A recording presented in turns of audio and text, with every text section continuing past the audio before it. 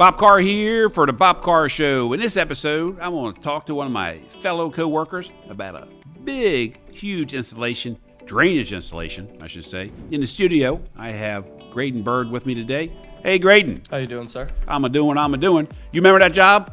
Yeah, it was a week long. It was over at Ron Ackerson's house in Laurel. Yep. Big job. He was having a lot of water coming into the basement, if I recall, and he couldn't figure it out after a couple years, so he called us in.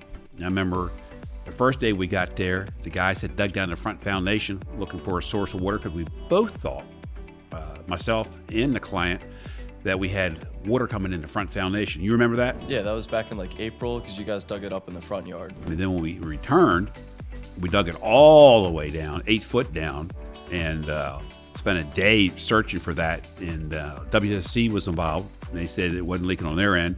Dug it up to confirm that, and then confirm it was there a leak on the outside on his piping, which would be private utility, private homeowner would be involved if it was a leak.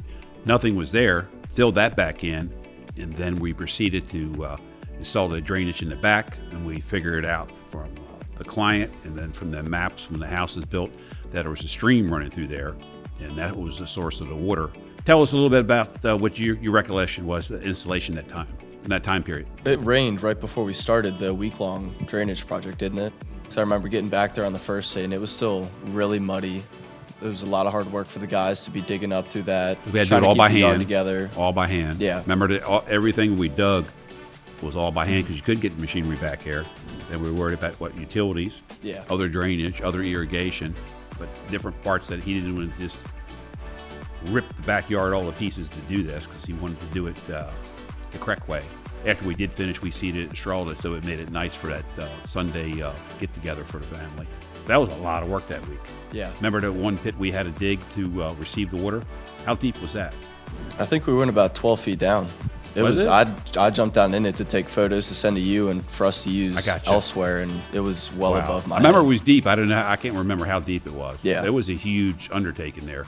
It took us a full day just to dig that whole hole, and then we went back in the next morning and continued to dig and dig, and I gotcha. Then we just went with another solution. If I remember right, we ended up with 3 10-wheel dump trucks of gravel that they backed up on the yard. So we used all kind of fabric liner, remember? To line the hole previous to the gravel being installed there. Then we exited, I think it was 2 or 3 4-inch pipes from the house, from the stream, from the side. Literally all the downspouts are exited now. I think 5 downspouts, some on each side of the house, tied those into the regular drain system with all the boxes. Yeah, so we had all the drain surface boxes. So that was. I'm glad you brought that up. So we tied in all the downspouts. And I think total, all the downspouts. Correct me if I'm wrong. I think it might have been 12. It was a lot on the carport side. Remember? It was all around the house. Yeah. So it's probably 10 to 12 total downspouts. We exited that water, and then we had the. Where we connected to the underground stream, so we're getting that with a French drain material, remember? So that was wicking that water away underground into the stone well. And then we put the surface installation of different boxes, various boxes. So any surface water we could connect and get out.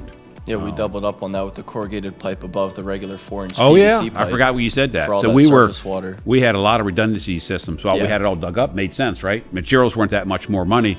We got it hard piped, all the downspouts, hard piped from the boxes, hard piped from the stream. Then on top of that, you're correct, we had the French drain material on top of that, sandwich in pipe. So we're absorbing all that water.